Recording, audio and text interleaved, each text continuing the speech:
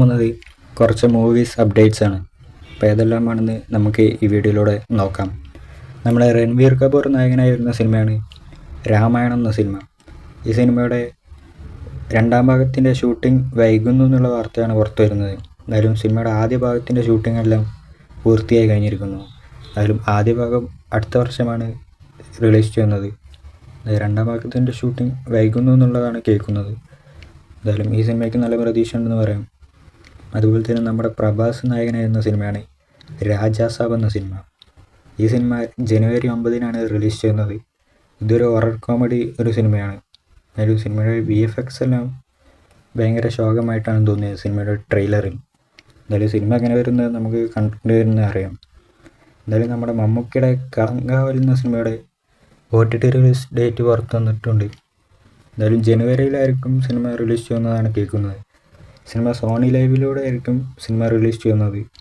എന്തായാലും ഈ സിനിമ ഒരു വേറെ ലെവൽ സിനിമയായിരുന്നു എന്ന് പറയാം. എന്തായാലും നമ്മുടെ രൺവീർ സിംഗിൻ്റെ ദുരന്തരം എന്ന സിനിമയുടെ OTT റിലീസ് 2 മാസത്തിന് ശേഷമായിരിക്കും ഉണ്ടാകുമെന്നാണ് പറയുന്നത്. എന്തായാലും നമ്മുടെ ഫെബ്രുവരിയിലായിരിക്കും സിനിമ OTT റിലീസ് ചെയ്യുന്നതെന്നാണ് കേൾക്കുന്നത്. എന്തായാലും ഈ സിനിമയും വേറെ ലെവൽ സിനിമയായിരുന്നു എന്നാണ് കേൾക്കുന്നത്.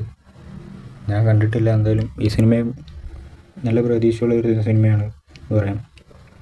അതുപോലെ തന്നെ നമ്മുടെ ദിലീപേട്ടൻ്റെ ബബ്ബ എന്ന സിനിമയുടെ ട്രെയിലർ പുറത്തു വന്നിട്ടുണ്ട്. ട്രെയിലർ വേറെ ലെവലായിട്ടാണ് തോന്നിയിട്ടുള്ളത്. എന്തായാലും സിനിമ ഡിസംബർ 18 റിലീസ് ചെയ്യുന്നത്.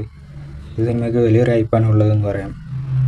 എന്തായാലും നമ്മുടെ ജെയിംസ് കാമറോൻ്റെ അവതാർ സിനിമയുടെ 3ാം ഭാഗം റിലീസ് ചെയ്യുന്നതോടെ നമ്മൾ ഡിസംബർ 19 ഈ സിനിമ റിലീസ് ചെയ്യുന്നത്.